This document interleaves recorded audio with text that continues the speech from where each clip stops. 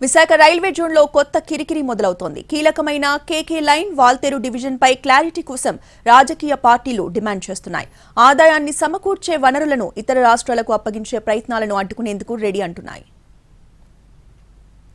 విశాఖ కేంద్రంగా దక్షిణ కోస్తా రైల్వే జోన్ను ఏ ముహూర్తాన ప్రకటించారో కానీ అప్పటి నుంచి వివాదాలతోనే నెట్టుకొస్తోంది.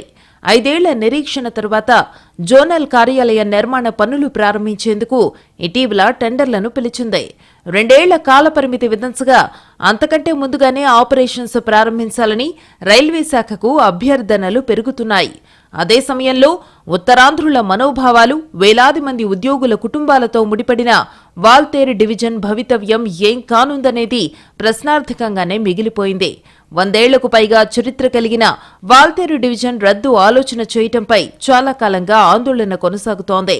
ఇప్పటికే రాయగఢ్లో నూతన డివిజన్ ఏర్పాటు కాగా వాల్తేరును విజయవాడలో విలీనం చేస్తారనే ప్రతిపాదనలపై మొదటి నుంచి వ్యతిరేకత వస్తోంది.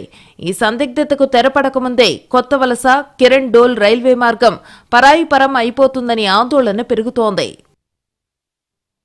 కేకే లైన్ గా సుపరిచితమైన ఈ మార్గం వాల్తేరు డివిజన్లో రైల్వేల కార్యకలాపాలకు ఆయువు పట్టులాంటిది.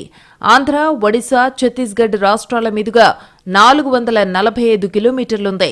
బొగ్గు, ఐరన్ ఓర్తో సహా 100 కోట్ల రూపాయల కార్యకలాపాలకు ఈ మార్గం ప్రధానం. విశాఖ, అరకు మధ్య పచ్చటి కొండలు, లోయలు దాటుకుని టన్నెల్స్ అనుభవాలను ఆస్వాదిస్తూ సాగిపోయే పర్యాటక రైలు ఈ మార్గానే వెళుతుంది. ఇంతటి కీలకమైన కేకే లైన్ను విభజించడం రాజకీయ దురుద్దేశంలో భాగమై ఉంటుందనే చర్చ జరుగుతోంది.